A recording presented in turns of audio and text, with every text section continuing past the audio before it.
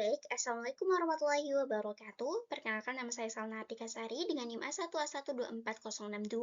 Saya berasal dari jurusan Pendidikan Ekonomi, Fakultas Keguruan dan Ilmu Pendidikan Universitas Salo Oleo.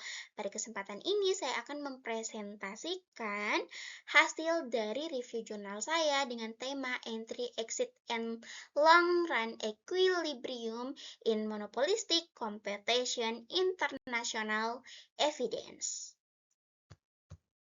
Oke, baik. Kita mulai dari konsep dasar. Persaingan monopolik adalah struktur pasar di mana banyak perusahaan bersaing, namun masing-masing menjual produk yang terdiferensiasi. Artinya, produknya unik tetapi tetap bisa saling menggantikan satu sama lain. Contoh mudahnya adalah pasar restoran, pakaian, atau kosmetik. Ada 4 ciri utama. Yang pertama, banyak perusahaan. Yang kedua, produk yang berbeda-beda. Yang ketiga, setiap perusahaan bebas masuk dan keluar pasar. Dan yang keempat, setiap perusahaan sedikit memiliki kekuatan menetapkan harga atau disebut price maker. Nah, dalam jangka pendek, perusahaan bisa meraih laba di atas normal karena produknya unik, tapi dalam jangka panjang, laba ini menarik persaingan buruk baru masuk, sehingga keuntungannya perlahan terkikis hingga mendekati angka nol. Sekarang kita lihat bagaimana mekanisme ini bekerja secara berurutan. Ada 4 tahap. Tahapan yang pertama adalah laba abnormal jangka pendek. Ketika sebuah perusahaan berhasil dengan produk barunya, harga jual atau dilambangkan dengan P lebih besar dari biaya rata-rata atau AC. Artinya, ada laba positif. Ini seperti sinyal bagi pelaku pasar lain. Ada uang di sini, ayo masuk. Nah, tahapan yang kedua, entry pesaing baru. Perusahaan-perusahaan baru mulai masuk dengan produk serupa. Akibatnya, supply produk meningkat dan kurva permintaan yang dihadapi perusahaan lama mulai bergeser ke bawah. Tahapan yang ketiga, erosi keuntungan. Bangsa pasar, setiap perusahaan menyusut. Persaingan semakin ketat, harga keseimbangan turun bertahap.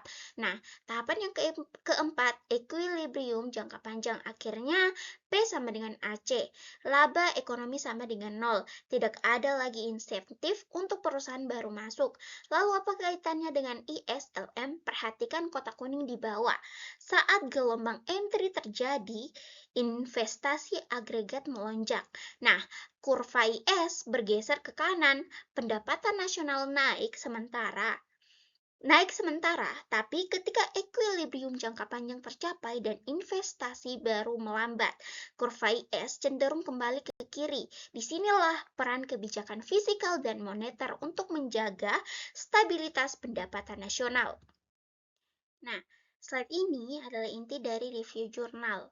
Saya mengkaji 10 jurnal terindeks Scopus dan menyetesiskannya dalam 5 dimensi. Semua berhubungan dengan tema entry dan exit. Nah, pertama ada dinamika dan stabilitas. Penelitian membuktikan bahwa keterlambatan pajak dapat menciptakan siklus osilasi dalam model ISLM. Ini analogis dalam fluktuasi gelombang entry-exit. Ketika ada jeda antara kebijakan dan respons pasar, setiap sistem bisa bergerak tidak stabil. Nah, yang kedua ada perluasan ekologis. ISLMEE. Nah, penelitian memperkenalkan variabel utilisasi kapasitas produk. Ini sangat relevan karena utilisasi kapasitas adalah faktor utama yang mendorong perusahaan memutuskan untuk masuk atau keluar pasar, terutama dalam industri ramah lingkungan. Ketiga, model ekonomi terbuka. Penelitian menunjukkan bahwa nilai tukar dan tarif perang dagang AS-Cina secara langsung mempengaruhi daya saing perusahaan dalam memasuki pasar internasional. Yang keempat ada konteks krisis dan pandemi. Nah, penelitian mendokumentasikan bahwa COVID-19 memicu gelombang exit massal dari pasar. Ini menggeser kurva IS ke kiri secara dramatis dan hanya stimulus fiskal besar-besaran yang mampu kompensasinya. Kelima, ada pedagogi dan efektivitas kebijakan. Nah, penelitian mengklarifikasikan bahwa kemirikan kurva IS sangat bergantung pada elastisitas investasi terhadap suku bunga, dan elastisitas ini sendiri dipengaruhi oleh seberapa aktif proses entry baru di pasar monopolistik. Nah, kesimpulannya, bukti internasional dari berbagai belahan dunia dan berbagai konteks secara konsisten mengkonfirmasikan bahwa model ISLM adalah kerangka yang adaptif dan sangat kuat. Kita sampai di slide terakhir pada kesimpulan dan implikasi kebijakan. Ada 4 kesimpulan utama yang saya tarik dari kebijakan ini. Yang pertama ada entry dan exit. Adalah mekanisme koreksi pasar alami yang mendorong perekonomian monopolistik menuju equilibrium jangka panjang di mana P sama dengan AC dan laba ekonomi nol. Kedua, proses ini berdampak langsung pada investasi agregat. Komponen krusial dalam kurva IS, gelombang entry menggeser IS ke kanan, sementara tercapainya equilibrium jangka panjang menahan pergeseran lebih lanjut. Nah, yang ketiga, 10 jurnal Scopus yang saya kaji membuktikan bahwa kerangka ISLM tetap relevan dan adaptif baik dalam konteks pandemi, perang perdagangan, maupun tantangan lingkungan hidup.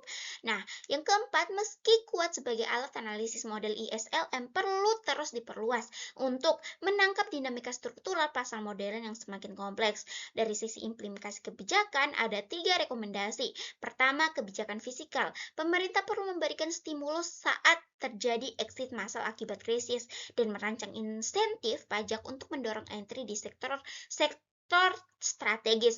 Kedua, kebijakan moneter suku bunga rendah dan kuantitatif. Pesaing terbukti memperluas akses modal bagi UMKM dan startup untuk memasuki pasar. Yang ketiga, kebijakan perdagangan. Nilai tukar dan struktur tarif harus dirancang agar kondusif bagi perusahaan domestik persaingan di pasar ekspor sesuai dengan kerangka model Fleming.